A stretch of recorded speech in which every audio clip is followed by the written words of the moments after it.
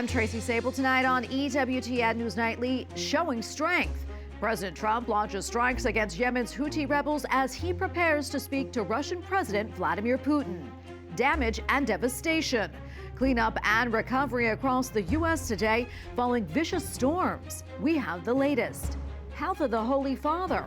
We have an update on the condition of Pope Francis as the Vatican releases the first photo of him since entering the hospital. Plus, prayers at dawn. Learn about a very special celebration of St. Patrick's Day in Ireland. These stories and more tonight. From EWTN, the Global Catholic Network, this is EWTN News Nightly.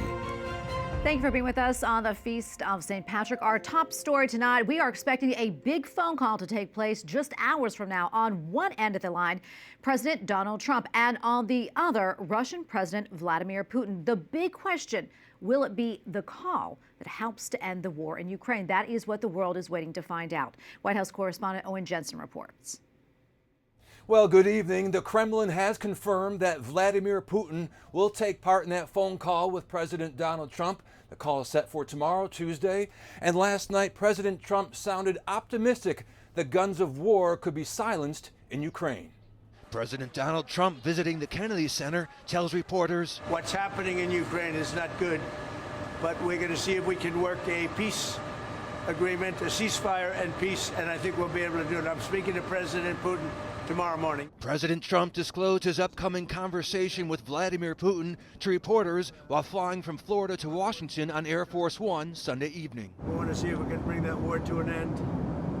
Maybe we can, maybe we can't, but I think we have a very good chance. The president was also asked about concessions in the ceasefire negotiations. Well, I think we'll, be talking about land.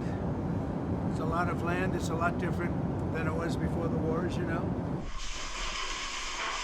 As the war continues, including a Russian drone attack over the weekend on this multi-story building in Chernihiv, Ukraine, the conversation tomorrow between both presidents could be pivotal. But one European Union diplomat is not convinced Russia is serious about negotiations. Those conditions that they have presented, it shows that they don't really want peace, because they are presenting as conditions all their ultimate goals that they want to achieve from the war. Meanwhile, as President Trump tries to end one war, the United States has launched a new campaign of intense, deadly airstrikes targeting Yemen's Iran-backed Houthis, which the U.S. designates as a terrorist organization. The Houthis report dozens killed. And this president is not just going to sit on his hands and allow terrorists to launch attacks on commercial vessels and U.S. naval ships. Those actions will not be tolerated. The Houthis attacked more than 100 merchant vessels with missiles and drones, sinking 2 vessels and killing 4 sailors from November 2023 until January this year. This Greek oil tanker was attacked and set on fire in the Red Sea last August. President Trump warned on Truth Social today, any further attack or retaliation by the Houthis will be met with great force, and there is no guarantee that that force will stop there. In that same social media post, President Trump warned, going forward, when the Houthis fire shots, Iran will be held responsible and suffer the consequences. At the White House, Owen Jensen, EWTN News Nightly. All right, for more, let's bring in Pentagon Press Secretary John Elliott. John, welcome back. Congratulations on your new position. So good to see you.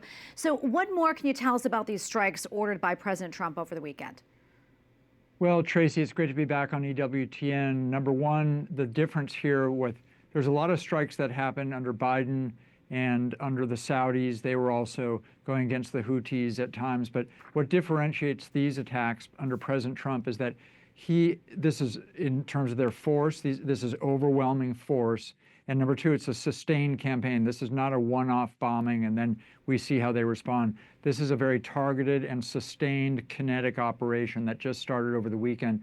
But what President Trump has made clear is that this is going to go as long as we need to do it. It'll go 1 week, 2 weeks, 3 weeks, and it's just going to get harder and harder for the Houthis to be able to sustain any operations through there. So essentially, this operation will stop when the Houthis say, look, we have had enough. We are going to get out of the business completely of attacking one more ship, and that's when we will stop. But between now and then, this is a big hammer coming down on the Houthis under this president's leadership, and that's what differentiates it, Tracy. John, do you think, though, these strikes could potentially lead to more attacks by the Houthis or other Iranian proxies? Not at all, because they're just going to get clobbered over the head by these attacks. And so once they put their head up one more time and do this, then they're just going to get taken out again, and again. This is a sustained operation. And so the message is very clear that we're putting them out of business, and these attacks will continue until they get out of the business of this at all. One other thing I should say, Tracy, is that unlike other engagements that you've had under previous administrations, either in the Middle East or elsewhere, is that what is different about this, we don't care, the president does not care about what happens. He's not in Yemen. He's not about to have a civil war and want to have something going on there to take one side or the other. Instead, this is about freedom of navigation, pure and simple. This is about restoring deterrence and saying, look, these guys in your tee-up, you said it was 100 ships were attacked during that time. It actually, for the last year and a half, it was actually 200 total that were attacked, and the U.S. Navy vessel was attacked. There has not been, Tracy, a single U.S. vessel, a merchant marine vessel, that has gone through there without the threat of attack for over a year now, and some of them were actually attacked. So this is something, it's about freedom of navigation, it's about opening up one of the most important waterways in terms of getting commerce back, getting imports, and in that way it's seen as very much allowing more from Indo-PACOM, more merchant marine vessels coming through from China. So this is really something that's going to open up the Gulf of, not only the Gulf of Aden, but the Red Sea and all the way up to the Suez Canal as an important waterway that's now closed off because of their actions. All right, we got to leave it right there. John, thank you so much for your time today. We really appreciate it. Thanks, Tracy. President Trump is in another showdown with the judiciary after his administration deported more than 200 illegal immigrants over the weekend. The deportees were members of the Tren de Agua gang based out of Venezuela. The president invoked the Alien Enemies Act of 1796 to carry out the deportation. The law gives the president authority to detain or deport nationals of an enemy nation during wartime or invasion. On Saturday, U.S. District Judge James Boasberg issued a ruling temporarily blocking the order, but the planes were already in the air. However, the judge didn't care, saying, quote, "You shall inform your clients of this immediately. Any plane containing these folks that is going to take off or is in the air needs to be returned to the United States." That said, the planes never turned around, and the Trump administration says that it did the right thing. And look, they've invaded this country to unsettle this country, through whether it's through fentanyl killing thousands of Americans or through the violence they're perpetrating in our cities. The president did the right thing. I stand by it. Also deported was Rasha Alaway, that you see right there, a professor at Brown University with a visa. She was sent back to Lebanon despite a judge's order blocking her removal. A source says that ICE agents at the airport found pictures of Hassan Nasrallah, the slain Hezbollah leader, on her phone. She also attended his funeral while in Beirut. Legal proceedings are underway in both deportation cases. Days ago, President Trump issued an executive order to dismantle the Department of Education. Back in January, he signed another order to expand education choices for families through various school choice programs, including vouchers for Catholic families that could mean a big savings to their children's education budget. Capitol Hill correspondent Eric Rosales joins us now with the latest. Eric. Good evening, Tracy. Yes, lawmakers are pushing several bills designed to give parents more control over how to pay for their kids' private education. More than 30 states have some kind of policies that use taxpayer money to subsidize families' private tuition, vouchers, homeschooling expenses, and a lot more. And they say that public school way of operating just doesn't work. The same things are done year after year, impervious to changes in the world, technology, or the science of learning, with parents kept at arm's length through it all. This is the model behind American educational decline. It is the model that the Biden administration did everything possible to reinforce. At a recent hearing, a witness told a House panel that the availability of vouchers saved him from failing in public schools. I've heard a lot about how vouchers or schemes or scams or whatever the case may be, but it was my life-saving device for me and for my family. And we didn't have support. We didn't have any other options. But Democrats argue that public schools that enroll about 50 million students nationwide are the bedrock of American education. Public schools serve the needs of every child, regardless of background or income. That's why we need to protect public education and, importantly, funding for public education from voucher scams that funnel taxpayer dollars into private institutions. But students who use vouchers to attend private schools are not covered by many essential civil rights laws. Thus, voucher programs funnel taxpayer funds to schools that can and often do discriminate against students with disabilities, English learners, LGBTQ students, students of minority religions, and others. The U.S. spends more on public education than most Western countries. Jonathan Butcher from the Heritage Foundation tells me vouchers have set up students to succeed. It brings to mind the idea of customization and giving parents the ability to choose a school, but then also choose the other activities that promote that student's success. He adds Catholic schools have seen particular success. If you look at the nation's report card, you see that Catholic schools have shown better results than their peers in the traditional assigned schools. And right now, Republican lawmakers in both the House and the Senate have introduced the School Choice and the Education Choice for Children's Act. The bill would provide a federal tax credit scholarship, allowing as many as 2 million students across the country a school or education service of their choice. Sponsors are optimistic that the bill will actually pass this time in Congress. At the Capitol, Eric Rosales, EWTN News Nightly. Okay, thank you, Eric.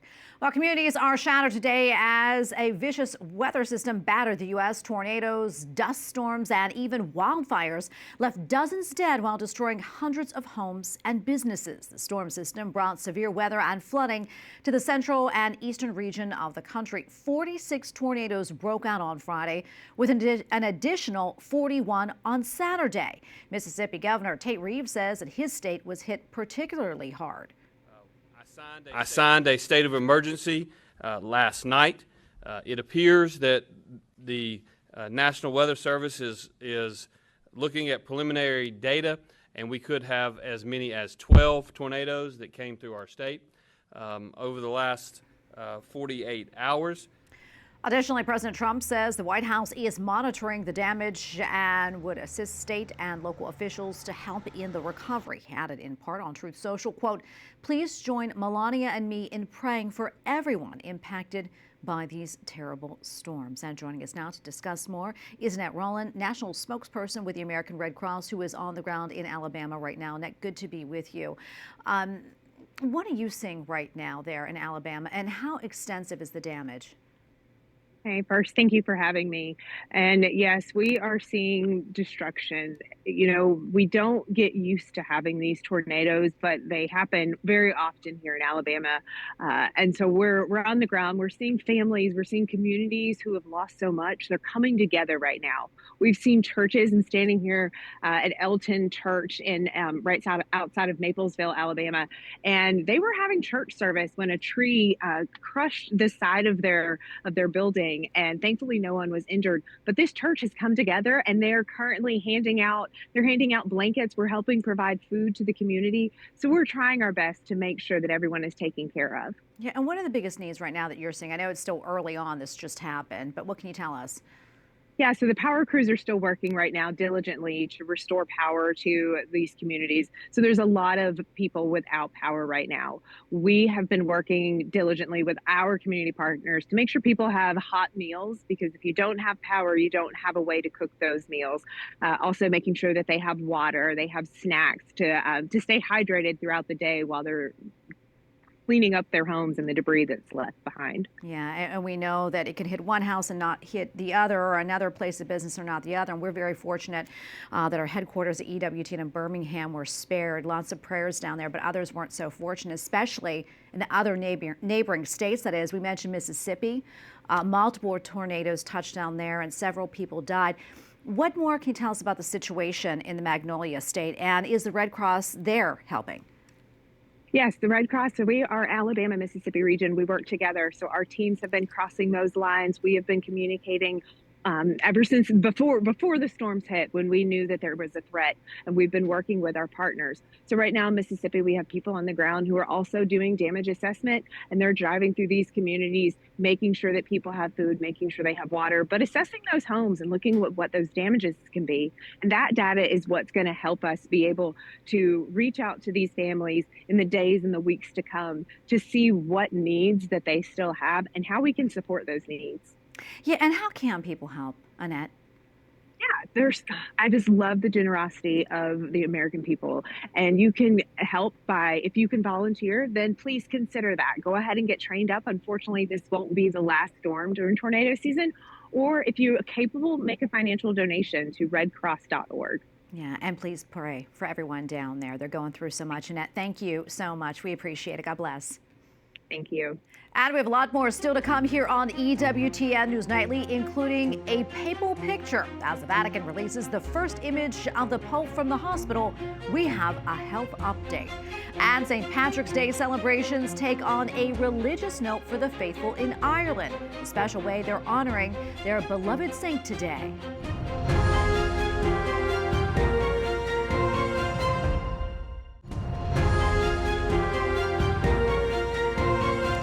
Welcome back. The Holy Father's medical condition remains stable. 10 days ago, his voice was heard in an audio clip played during the Rosary in St. Peter's Square. Yesterday, a first picture of the Pope was released of the Holy Father praying.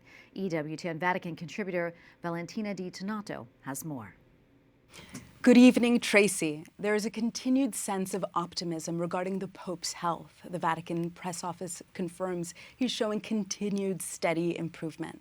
And last Friday, the Vatican confirmed in a health update that the stability of the Pope's condition is, quote, positive, and that although the Pope's recovery is slow, it will take time for improvements to be consolidated.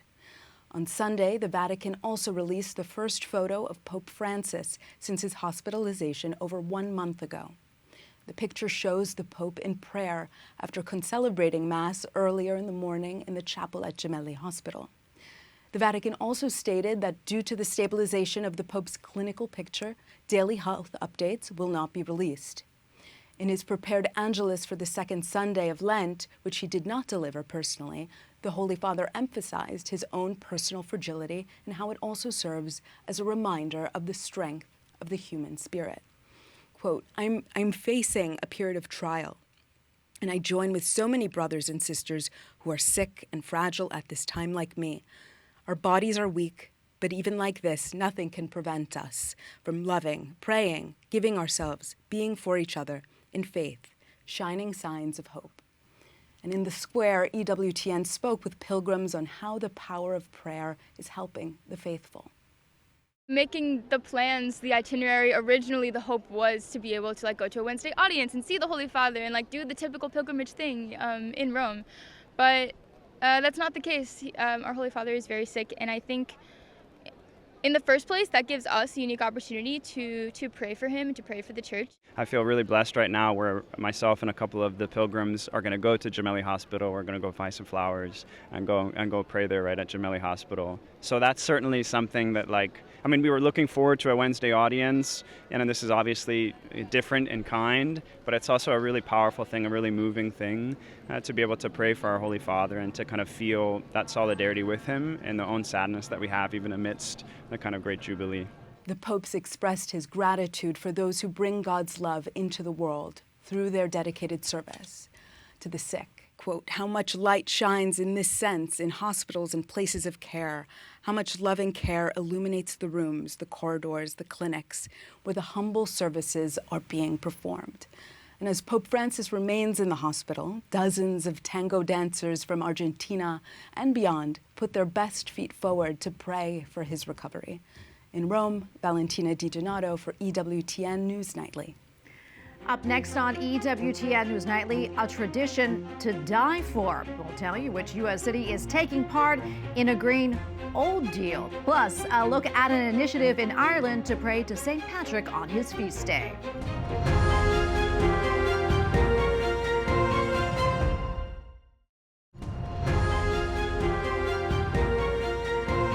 Back tonight, and As mentioned earlier, it is the feast of St. Patrick, a day for donning green. It's not just about the clothing. All right, take a look at this. Here is the Chicago River. Officials turn it green every St. Patrick's Day, and that's all thanks to help from local plumbers putting the green dye in the water. In case you're wondering, it only lasts for a few hours, but isn't that festive? I love it. All right, from the water, we go to some floats at a St. Patrick's Day parade in downtown Toronto. Even a few four-legged friends took part in the show. Look at him, so cute, that golden retriever. And it also featured dancing and music and, oh, look at the leprechauns. Some imaginative displays of Irish heritage. And the Irish, well, they were also out in full force in Boston at this parade in Beantown.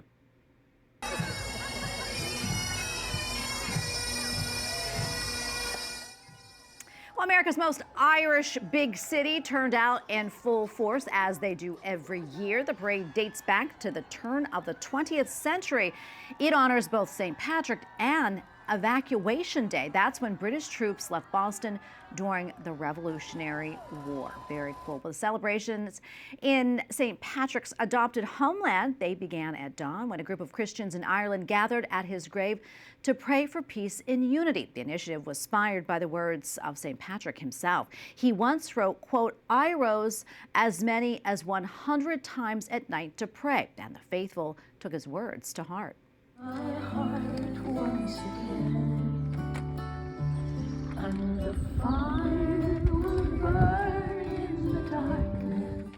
The morning featured around 100 Our Fathers and sung passages from the famous series of prayers known as St. Patrick's Breastplate. The event organizer says the prayers of St. Patrick are powerful and serve as protection against the growing evil that we see in the world today. And the event organizer, Siobhan Brennan, joins us now. Siobhan, great to be with you today, and happy St. Patrick's Day. So tell us, why did you start this initiative 3 years ago, and who took part? Thank you, Tracy, for having me, and a very happy St. Patrick's Day to you and all the viewers. I started this initiative 3 years ago, really, because I felt that there was something probably that could be a little bit deeper in our celebration of our patron saint, because there's beautiful parades here in Ireland and throughout the world, and the Green Beer and the Green Rivers, and it's wonderful fun, and especially for the children, and we all participate in that fully. But I did feel that perhaps we could go a little deeper in terms of a spiritual aspect to the celebration. So I felt a real call to rise at dawn, because it's so symbolic, that early morning time. And when I read St. Patrick's Confessions, I realised that he really prayed a lot through the night and into the morning. So we a few of us got together and chatted, and we saw that sort of 5:45 in the morning would lead us from the darkness into light, and that seemed hugely symbolic. And then I suppose we thought about Christian unity and unity in Christ, especially here in Ireland, which is such a troubled past. So we felt that it might be good to do something that every Christian denomination was really comfortable with, and that our intention would be unity in Christ among our peoples throughout Ireland and throughout the world, and for peace, especially at this troubled time in our world. Yeah, and Siobhan, we were looking at some pictures from those early morning hours. Tell us what that was like. What was the feeling like being there with everyone during that time? It was really very, very beautiful and very inspiring, very silent and serene, and in harmony with nature. We prayed some hymns. We started with some hymns. We began with Dana's beautiful song, "Light the Fire," which was so appropriate because it really was so symbolic of what we're trying to do. We're just trying to spiritually light little fires and hope that they will really join into a flame that will spread and will really inspire others to pray.